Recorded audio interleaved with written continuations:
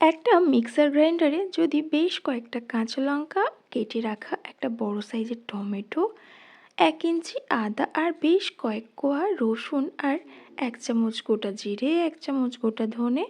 বেশ কয়েকটা কাজু বাদাম আর জাস্ট অল্প কয়েকটা গোলমরিচের একটা মিহি পেস্ট বানিয়ে রাখেন। আর কড়াইতে সর্ষের তেল দিয়ে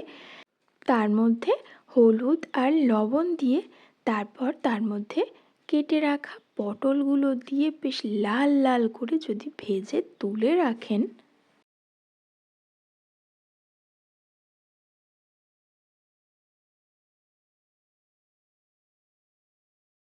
এরপর ওই তেলের মধ্যে লবণ হলুদ দিয়ে চিংড়ি মাছগুলোও যদি ভেজে তুলে রাখেন, তারপর ওই তেলের মধ্যে আরও কিছুটা তেল দিয়ে একটু লবণ আর হলুদ দিয়ে তার মধ্যে কেটে রাখা আলুগুলো দিয়ে সেগুলো লাল লাল করে ভেজে যদি তুলে রাখেন, এরপর ওই কড়াইতেই তেলের মধ্যে আরও একটু সর্ষের তেল দিয়ে তার মধ্যে শুকনো লঙ্কা, জিরে আর বেশ কয়েকটা তেজপাতা ফোড়ন দিয়ে দেন। আর দিয়ে দেন কেটে রাখা পেঁয়াজ কুচি।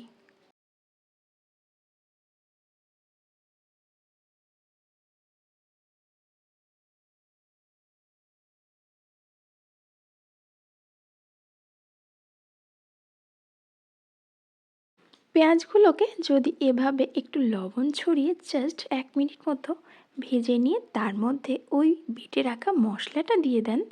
দিয়ে বেশ ভালো করে একদম কষিয়ে নেন। আর দিয়ে দেন ওর মধ্যে কাশ্মীরি লঙ্কার গুঁড়ো দিয়ে যদি আরও ভালোভাবে কষিয়ে নেন যতক্ষণ না পর্যন্ত মশলা থেকে তেল ছেড়ে দেয়। তারপর বাটি ধোয়া জল বা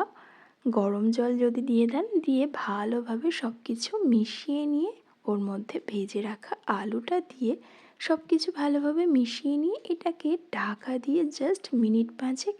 একটু ধিমে আঁচে রান্না করেন যতক্ষণ না পর্যন্ত আলুটা সিদ্ধ হয়ে যায়।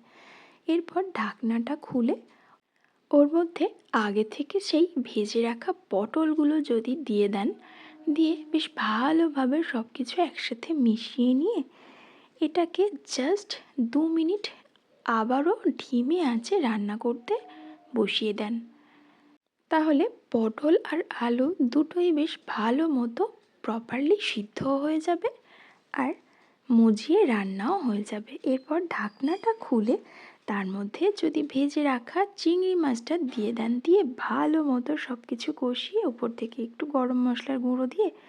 আর পরিমাণ মতো একটু গরম জল দিয়ে এটাকে আবারও যদি ঢাকনা দিয়ে জাস্ট 2 মিনিট রান্না করে উপর থেকে একটু চিনি ছড়িয়ে নামিয়ে নেন, তাহলেই অনুষ্ঠান বাড়ির পটল চিংড়ি একদম পারফেক্টলি রেডি হয়ে যাবে। ভিডিওটা কেমন লাগলো অবশ্যই কিন্তু আমাকে জানাবেন।